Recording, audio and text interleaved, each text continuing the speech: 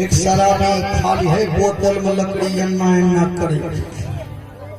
एक आदमी ये ले हुनस करके हो गधिल बोतलों में लकड़ी अन्ना अन्ना करे जो शराबी के भाई की बते यही बोतल में हम 80 बीघा जमीन घुसी जे वहां लकड़ी देवे छे हो बाबा बोतल कते गहरो छे 80 बीघा जमीन चलो केना ले 80 बीघा एक बोतल पिला के लगले रजिस्ट्री ऑफिस मुंशी पूछे कितना जमीन लिखिएगा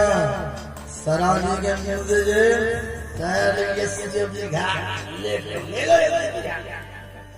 लिखी दल के सब जगह दस्तखत करवाए चुटपुट सही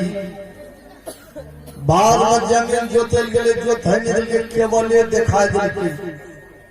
तब बेचारा बोतल में लकड़ी दे होगा यही सीधा जीवन में चाहिए सज्जनों यदि मनुष्य बनना चाहते हैं तो सबसे पहले शराब छोड़ना है। शराब को बनाते कैसे महुआ का कहना है वो पिट्ठी बनाए खोतरा कुछ उनका जिन्हें हमारा सड़े हैं तो सर सड़े वो पाक लगे सब वृक्ष फले महुआ फले पत्थर उस पति को जो भी ताकि फजती हो। आज लोग शराब पी करके बहुत जकड़ के चलते हैं लेकिन शराब लोग क्या पिएंगे शराब ही मानव को पीते हैं। मान ले कहा प्यारे भाई कहना होगी शराब होगी समंदर है शहर है कभी मरना होगी शराब होगी शराब